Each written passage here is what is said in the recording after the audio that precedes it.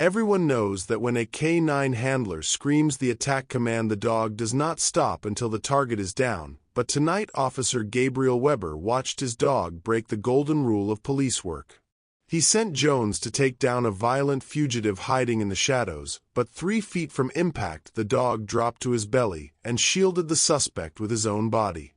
Gabriel stood there in the pouring rain with his gun drawn and realized with a sick feeling in his stomach that his dog wasn't protecting a criminal, he was protecting something that was about to break Gabriel's heart.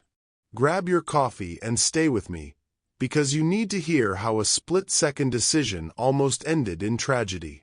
It had been the longest night of Gabriel's life, and he had been awake for 20 hours straight hunting a man named Victor Vane who had escaped from custody and hurt 2 people while doing it. So Gabriel was not just tired, he was exhausted in a way that makes your bones hurt and your eyes burn. It was raining so hard that the water was soaking through his vest and running down his back, and he was freezing cold, but he couldn't stop shaking because the adrenaline was pumping through his veins and making him jittery.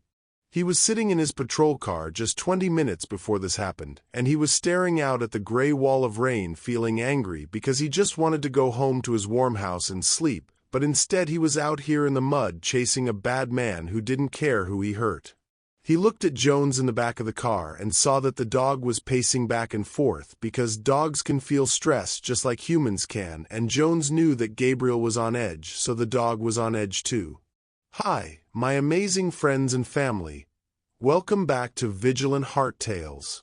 Before we jump deep into today's story, make sure you hit that subscribe button and tell me in the comments where you're watching from.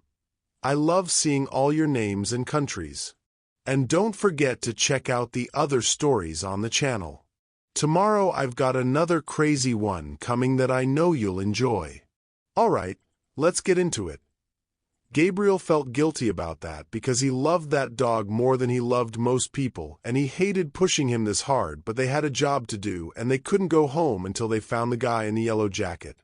They had gotten out of the car and started walking through the old train yard where the rusted metal skeletons of old cargo trains were sitting in the weeds, and it was a scary place to be at night, especially with the wind howling through the broken windows like a ghost.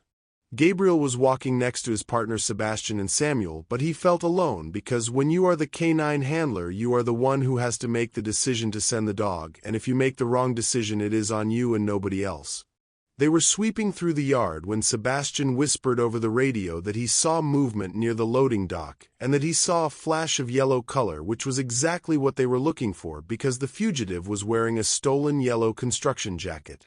Gabriel felt his stomach drop because this was it, and there was no more searching and no more wondering because the bad guy was right there and he had to be ready to fight. They moved up to the concrete platform slowly and carefully because they knew the guy was dangerous and probably armed, and Gabriel held the leash so tight that his hands started to cramp up because Jones was pulling hard toward the smell. When they turned the corner and saw the figure hiding behind a stack of old wooden pallets, Gabriel didn't see a person, he saw a threat, and he saw the reason he couldn't go home to his family, so he was angry and scared at the same time. He yelled out for the person to show their hands, but the person didn't stand up, and instead they jerked back like they were startled, and then an arm came up holding something silver and metallic. Sebastian yelled that it was a gun, and in that split second Gabriel didn't think about anything except saving his partners and getting home alive, so he let go of the leash and gave the attack command because that is what he was trained to do. That brings us back to the moment where Jones stopped, and the whole world seemed to freeze because the dog was laying on his belly in front of the suspect and whining like a puppy instead of attacking like a wolf. Gabriel stood there with the rain pounding on his helmet, and he couldn't understand what was happening because Jones had never disobeyed an order in his entire life, and it felt like the world was tilting sideways. He thought maybe the dog was hurt, or maybe the suspect had done something to him, so he started to move forward with his gun pointed straight ahead because he was ready to end this right now. He screamed at the dog to get out of the way, but Jones ignored him and crawled closer to the person in the yellow jacket, and then he did the most shocking thing Gabriel had ever seen, which was to position his big body between the police officers and the suspect as if he was protecting the bad guy from the cops. Gabriel felt a cold spike of fear in his gut because if the guy had a gun he could shoot the dog right now, and there was nothing Gabriel could do to stop it, so he started running toward them, even though it was dangerous. He was yelling for the person to drop the weapon and show their hands, and his voice was cracking because he was so scared for his dog, and he was so tired of this night. As he got closer, he saw the silver object fall out of the person's hand and hit the wet concrete with a hollow sound that didn't sound like a heavy gun falling but sounded more like cheap plastic clattering against the ground. The object rolled toward Gabriel's boots, and when he looked down he saw that it was just a flashlight, and it was cracked and dirty, and it was definitely not a weapon that could hurt anyone. Gabriel stopped running and skidded to a halt just a few feet away from Jones, and he watched as his fierce police dog licked the hand of the person in the yellow jacket. The person pushed the big hood back off their head, and Gabriel felt all the air leave his lungs at once because he was looking at a little girl who couldn't be more than 6 years old, and she was staring up at him with eyes that were so wide and terrified that they broke his heart instantly. It wasn't the fugitive Victor Vane, and it wasn't a monster who wanted to kill them, it was just a child named Melina who had been missing for hours and who had found an old jacket to try and stay warm in the storm. Gabriel dropped to his knees in the mud because his legs suddenly felt like they were made of water, and he couldn't stand up anymore because the realization of what he had almost done hit him like a physical punch to the face. He had ordered his dog to attack a little girl, and if Jones had listened to him instead of his own instincts, that little girl would be badly hurt right now, and it would be all Gabriel's fault. He felt sick to his stomach, and he started to dry heave because the horror was overwhelming, and he looked at the little girl who was shaking from the cold and from fear. She whispered that she was sorry and that she just wanted to go home, and her voice was so small and quiet that Gabriel had to lean in to hear her over the sound of the rain. He looked at Jones and saw that the dog was sitting calmly next to the girl and resting his head on her shoulder as if to tell Gabriel that everything was okay now and that he had handled it. Gabriel started to cry, and he didn't care who saw him because he was just so relieved that he hadn't made the biggest mistake of his life, and he was so grateful that his dog was smarter than he was. He crawled the last few feet on his knees, and he didn't care about the mud ruining his uniform pants, and he reached out a hand toward the girl but then pulled it back because he was afraid he would scare her even more. But Melina saw that he was crying, and she saw that he wasn't a scary monster but just a sad man, so she reached out her little hand and touched his arm and told him not to cry because the doggy was nice. Gabriel broke down completely then, and he pulled her into a hug and buried his face in the dirty yellow jacket, and just sobbed because the stress of the night and the fear and the relief all came crashing down on him at once. He held her tight and rocked her back and forth, and he promised her that she was safe now and that nobody was going to hurt her. His partners lowered their guns and stood there in silence because there was nothing to say, and they were just watching a man fall apart and put himself back together again in the span of a few seconds. Jones stood up and pressed his body against Gabriel and the girl, and he closed his eyes and let out a deep breath because his job was done and he had kept the pack safe. Gabriel looked at his dog and whispered thank you over and over again because he knew that Jones was the real hero of the night, and that without him this story would have had a very different and very tragic ending. He picked the little girl up in his arms, and she was so light that it made him want to cry again, and he wrapped his own jacket around her legs to keep her warm. He stood up and turned to his partners and told them that they were going home, and for the first time in 20 hours Gabriel felt like he could finally breathe again because the nightmare was over and they had found something better than a criminal. They had found a miracle in the rain. Gabriel stayed on his knees in the mud for a long time just holding the little girl because he couldn't bring himself to let go, and he was afraid that if he stood up his legs would give out again from the shock of what had just happened, so he just stayed there breathing in the smell of rain and wet dog and the faint scent of laundry detergent on Melina's dirty jacket. The rain was still falling, but he didn't feel it anymore because all he could feel was the small trembling body of the child in his arms and the heavy warm weight of Jones pressing against his side as if the dog was trying to hold them both together with his own strength. Melina was holding onto his tactical vest so tightly that her knuckles were white, and she had her face buried in his chest like she was trying to hide from the world, but she was alive and unhurt, which was the only thing that mattered in the entire universe right now.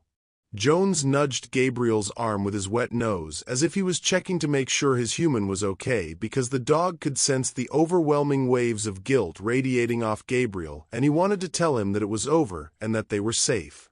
Gabriel took a shaky breath and pulled back just enough to look at Melina's face to make sure she really was okay, and he saw that she was staring at Jones with a look of pure adoration instead of fear, which made Gabriel's chest ache with relief. "He likes you," Gabriel whispered, and his voice sounded rough and broken in his own ears like he had been screaming for hours. Melina nodded her head and reached out a dirty hand to scratch Jones behind the ears, and the big terrifying police dog leaned into her touch and closed his eyes in pure bliss and let out a long sigh that vibrated through the ground. It was such a strange and beautiful sight to see this animal that was built for war and trained to take down violent men turning into a gentle giant for a scared little girl, and Gabriel felt a fresh wave of tears prickling at his eyes because he knew that he didn't deserve a partner this good. Sebastian and Samuel were still standing a few feet away with their weapons lowered, and they looked just as shaken as Gabriel felt because they knew how close they had all come to a disaster that would have ruined all of their lives and haunted their nightmares forever. Samuel finally broke the silence by speaking into his radio, but his voice was quiet and respectful as he told dispatch that the situation was under control and that they had found the missing child safe and sound, and hearing those words out loud made it real for Gabriel. He realized that he needed to get Melina out of the cold because her lips were turning a scary shade of blue and she was shivering so hard that her teeth were clicking together, and the adrenaline was starting to wear off, leaving her exhausted and fragile. Gabriel slowly stood up and his knees popped and his back ached from the tension, but he ignored the pain as he bent down and scooped Melina up into his arms, and she felt incredibly light, almost like she weighed nothing at all. She immediately curled into his chest, seeking warmth and safety, and Gabriel wrapped his arms around her tight to shield her from the wind. Gabriel looked at his partners and nodded his head toward the exit of the rail yard, and they fell into formation around him, but this time they weren't hunting a fugitive, they were escorting a survivor, and the mood was completely different. As they walked back toward the patrol cars, the path seemed different than it had on the way in because the shadows didn't look like monsters anymore, they just looked like shadows, and the rusted trains didn't look scary, they just looked old and sad. Jones walked right at Gabriel's heel with his head held high and his ears perked up, and every now and then he would look up at the bundle in Gabriel's arms to make sure she was still there and safe. Gabriel looked down at the dog and felt a surge of love so strong it almost knocked the wind out of him because he knew that Jones had been smarter than him and braver than him, and he had saved Gabriel from making a mistake that would have destroyed him. Melina lifted her head from Gabriel's shoulder and looked at the dog walking beside them, and she asked in a small voice what the dog's name was, and Gabriel smiled for the first time in what felt like days. He told her that his name was Jones and that he was the best partner a cop could ever ask for, and Melina smiled back and said that Jones was her hero, and Gabriel had to swallow the lump in his throat because she was right. They finally reached the edge of the rail yard where the patrol cars were parked, and the flashing blue lights reflected off the wet pavement, creating a dazzling light show that looked like hope in the darkness. An ambulance had already arrived, and the paramedics were waiting with blankets and a stretcher, but Gabriel didn't want to hand her over just yet because he felt a fierce need to protect her until the very last second. He carried her over to the back of the ambulance and gently set her down on the stretcher and watched as the paramedics immediately started wrapping her in warm blankets and checking her vitals to make sure she wasn't hypothermic. Melina looked small and vulnerable sitting there surrounded by all the equipment, but she kept looking past the paramedics to find Jones because the dog had become her anchor in the storm. Gabriel gave Jones the command to sit, and the dog sat down right next to the ambulance doors, refusing to take his eyes off the girl he had protected, and he let out a soft whine when the paramedics started to close the doors. One of the paramedics looked at Gabriel and asked if he was okay because he probably looked like a wreck with mud all over his uniform and tear tracks on his face, but Gabriel just nodded and said he was fine even though he wasn't fine at all. He walked over to the side of the ambulance and leaned in to tell Melina goodbye, and she reached out and grabbed his hand one last time and squeezed it with surprising strength. She thanked him for finding her, and Gabriel shook his head and pointed at Jones and told her to thank the dog instead because Jones was the one who found her and Jones was the one who saved her. Melina waved at Jones, and the dog let out a soft woof that sounded like a goodbye, and then the ambulance doors closed and Gabriel stood there in the rain watching it drive away until the lights disappeared around the corner. He felt empty and full at the same time, and the silence that followed was heavy, but it wasn't a bad silence anymore, it was a peaceful one. Sebastian walked up and put a hand on Gabriel's shoulder and squeezed it tight, and didn't say anything because there were no words for a night like this, but the gesture said enough. They walked back to the patrol car in silence, and Gabriel opened the back door for Jones, and the dog hopped in and shook the water off his coat, spraying the inside of the car, but Gabriel didn't even care about the mess. He got into the driver's seat and shut the door, cutting off the sound of the storm, and for a moment he just sat there gripping the steering wheel and breathing in the smell of wet dog and old coffee and feeling the heater start to warm up his frozen hands. He looked in the rearview mirror and saw Jones lying down in the cage watching him with those soulful amber eyes, and Gabriel reached his hand through the grate and Jones licked his fingers, and that simple connection was enough to ground Gabriel back in reality. He started the car and drove slowly back toward the precinct, and the drive felt different this time because the urgency was gone and the anger was gone, and all that was left was gratitude and a bone-deep exhaustion. He thought about his own family and how he had been pushing them away because of the stress of the job, and he realized that he needed to go home and hug his kids just like he had hugged Melina because life was too short and too fragile to be angry all the time. The job was hard and it was ugly sometimes, but tonight it had been beautiful because of a dog who refused to listen and a little girl who wasn't afraid. When they got back to the station, the sergeant was waiting for them, and he looked worried because he had heard the radio chatter about the gun and the dog, and he wanted to know what happened.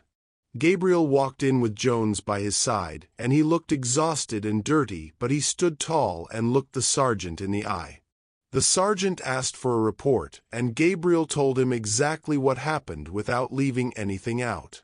He told him about the yellow jacket and the flashlight and the order to attack, and he told him how Jones had disobeyed, and how that disobedience had saved a little girl's life. The sergeant listened quietly and then looked down at Jones, who was sitting politely by Gabriel's leg, and he didn't write up a disciplinary report for the dog's refusal to obey. Instead, he reached into his desk drawer and pulled out a bag of beef jerky and tossed a piece to Jones. Gabriel smiled because that was the highest honor a dog could get from the sergeant, and it meant that they understood that Jones had made the right call. Gabriel went to the locker room to change out of his wet uniform, and as he peeled off the heavy vest, he felt lighter than he had in years, as if the weight of the world had been lifted off his shoulders. He took a long hot shower and washed the mud and the sweat away, but he couldn't wash away the memory of Melina's terrified eyes or the feeling of Jones stopping in the mud. He got dressed in his civilian clothes and walked out to his personal truck where Jones was waiting for him in the passenger seat, because Jones came home with him every night and was part of his family. As they drove home, the rain finally stopped, and the clouds broke just enough to let a little bit of moonlight shine through the windshield and light up the road ahead. Gabriel looked over at Jones, who was asleep with his head on the center console, and he reached over to stroke the dog's fur, and he promised Jones that he would listen better next time, and that he would trust him more than he trusted his own eyes. They pulled into the driveway of Gabriel's house, and the lights were off inside because it was late, but Gabriel knew his family was safe inside, and that was a feeling he would never take for granted again. He unlocked the front door and walked in with Jones, and the quiet of the house didn't feel lonely anymore, it felt peaceful and welcoming. He went into his son's bedroom and stood there watching him sleep, and he thought about Melina's parents and how happy they must be right now to have their daughter back, and he said a silent prayer of thanks. He went to his own bedroom and sat on the edge of the bed, and Jones hopped up and curled into a ball at his feet, which was against the rules, but tonight there were no rules because tonight was special. Gabriel lay back and closed his eyes and played the scene over and over in his head, but this time he didn't feel the panic, he just felt the love and the relief. He realized that police work wasn't just about chasing bad guys and being tough, it was about knowing when to stop and when to be human, and Jones had taught him that tonight. Jones had taught him that sometimes being a hero means breaking the rules, and that the strongest thing you can do is be gentle when the world expects you to be hard. Gabriel drifted off to sleep with his hand resting on Jones's back, and for the first time in a long time, he didn't dream about the monsters in the dark. He dreamed about a flashlight, and a little girl and a dog who knew better. The next morning, the story would be all over the news, and people would call Gabriel a hero, but he knew the truth deep down in his heart. He knew that he was just the guy holding the leash, and that the real hero was the one with 4 legs and a heart of gold who had seen the truth when Gabriel was blind. And as the sun came up over the city, drying up the rain and the mud, Gabriel knew that he would never be the same cop again, because he had learned the most important lesson of his life from a dog who refused to bite, and he would carry that lesson with him forever. Thank you so much for staying with me until the very end of this story. If you enjoyed this story, I promise you will surely love the next one. It's as crazier and more thrilling as you can ever imagine. So do check it out. Click on the image showing on your screen right now to watch the next one.